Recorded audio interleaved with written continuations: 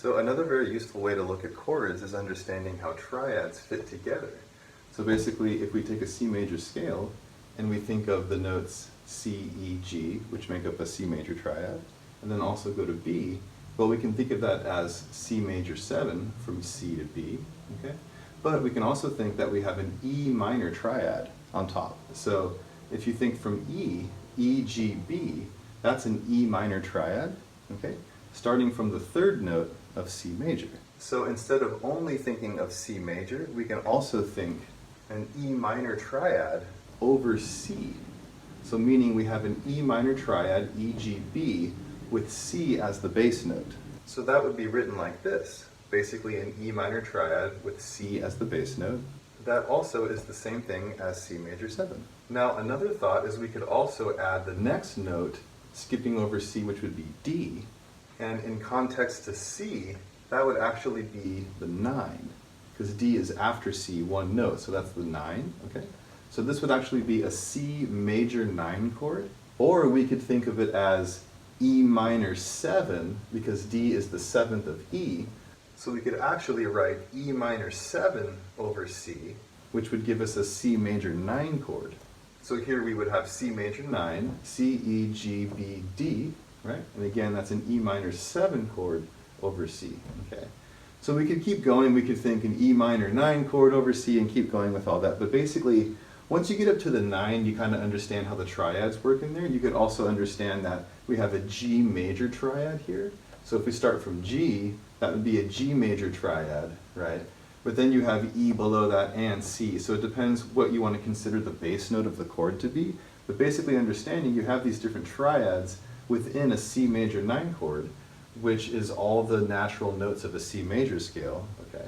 So we're not doing any flats or alterations yet. So basically you just think of, well, we got C major, which also has E minor in it, and also has G major, if we go all the way to D like that. And another thought here is if we alter any of these notes inside the chord, we could think of how the chord changes from the root note, but we can also think of it from the triad, okay? So for example, if we make this a G sharp, now we have an E major triad because we have G sharp, so E, G sharp B is an E major triad, right? So that would change this triad to an augmented triad. So you could think of this as a C augmented triad from C, E to G sharp, right? Okay. You could also just write this chord E over C, okay? So if we said, if we just simply say E over C, we know that we have an E major triad, E, G sharp B, over C as the root note. So that would be considered an E major chord over C as the root note, okay? So we don't need to write E major over C augmented because the G sharp is already part of the E major chord, which is the third of that chord, so that makes it a major chord. So you don't need to also say C augmented. And in this case, the note on the right strictly refers to the bass note. So we're basically just saying an E major triad over C bass note. Now we could also go through the rest of the notes or chords of the scale, so we could also do the exact same thing starting on D. So in that case, we would have D, F, A, which is a D minor triad, okay? And then we would have F major over D minor, right?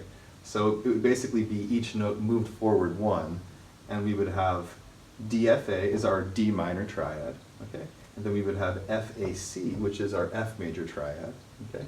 So you would write that as F over D, right?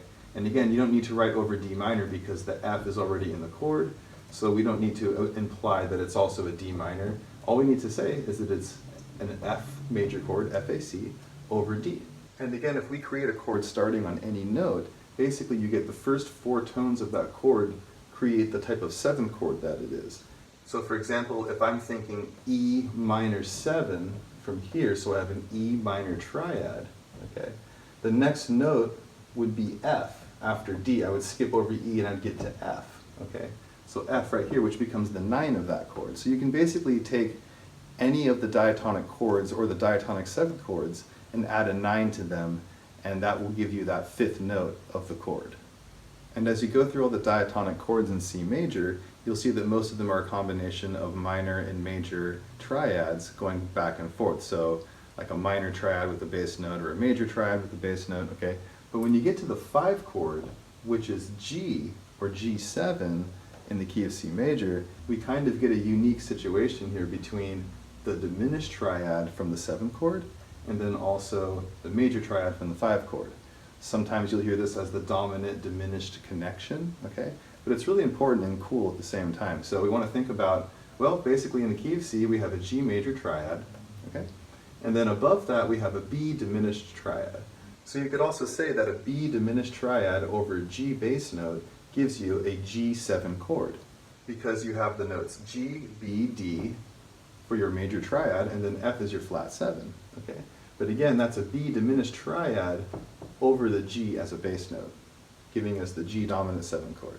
And of course, we could alter the notes inside of it to give us like a dominant 7 sharp 5, for example, but then this chord would no longer be diminished, okay? But basically what we want to understand is that the 7th chord, which is B, also connects to this if we add this next note, which is A. So if we think from B, if we have B, D, F, A, that is a B minor 7 flat 5 chord, or also a half diminished chord, same thing. Now if we think from the context of G, A is the 9 of G, right?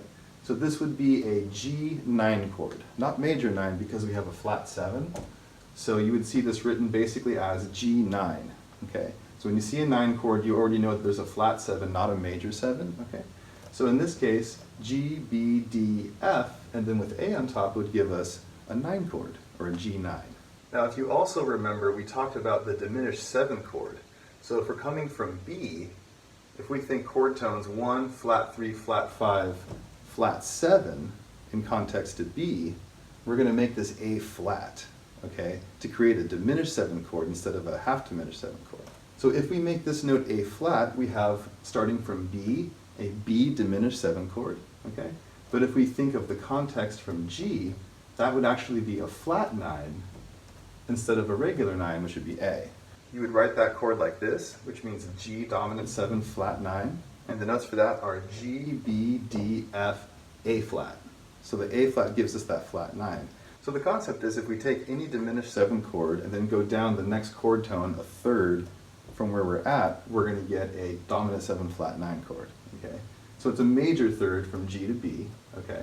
So basically, yeah, that's how it works. You know, you can think of a diminished 7 chord down a major third to that note, and that gives you a dominant 7 flat 9 in any circumstance. So if we have A diminished 7, if we play F as the bass note, we're going to have an F dominant 7 flat 9.